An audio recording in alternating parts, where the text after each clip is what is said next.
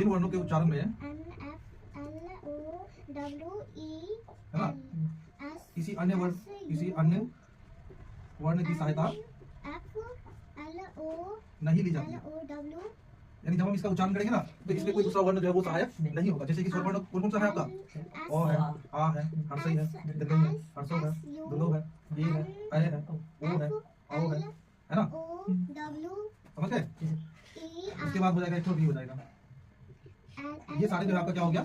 स्वर वर्ण है ना। तो इसका जब हम उच्चारण करेंगे ना कोई दूसरा वर्ण सहायक नहीं होगा। जैसे ओ का उच्चारण करो तो औ बोलते हैं तो कोई दूसरा वर्ण आता है इसमें? नहीं आता। अगर हम आ का उच्चारण करेंगे तो कोई दूसरा वर्ण आएगा? नहीं आएगा। ई बोलेंगे तो नहीं आएगा, ई बोलेंगे तो नहीं आएगा। तो ये सारे जो है स्वर वर्ण है। इसमें स्वर वर्ण का डिफिनेशन क्या बताया कि जिन वर्णों का उच्चारण किसी अन्य वर्ण की सहायता नहीं ली जाती है, दूसरा वर्ण इसमें सहायक नहीं होता। इस तरह के वर्ण जो है ना वो स्वतंत्र स्वर कहलाते हैं, स्वतंत्र वर्ण कहलाते हैं। ये एकदम बिल्कुल स्वतंत्र है, कोई इसमें सहायक नहीं होता। अब देखो स्वर के भी टाइप में देखेंगे तो 3 प्रकार का होता है। कितने प्रकार का? 3। स्वर का भी 3 को टाइप है। देखो स्वर के 3 प्रकार।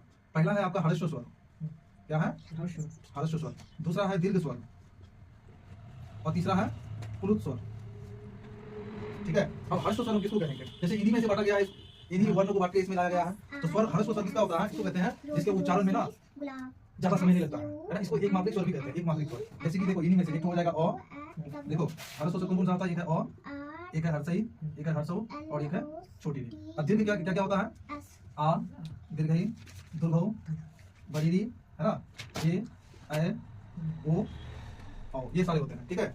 तो देखो इसका जब हम उच्चारण करेंगे अ, ई, उ, री, ये सब जो है एक मात्रिक स्वर है, एक तो मात्रा वाला है। इसमें डबल मात्रा नहीं दिख रहा है। दो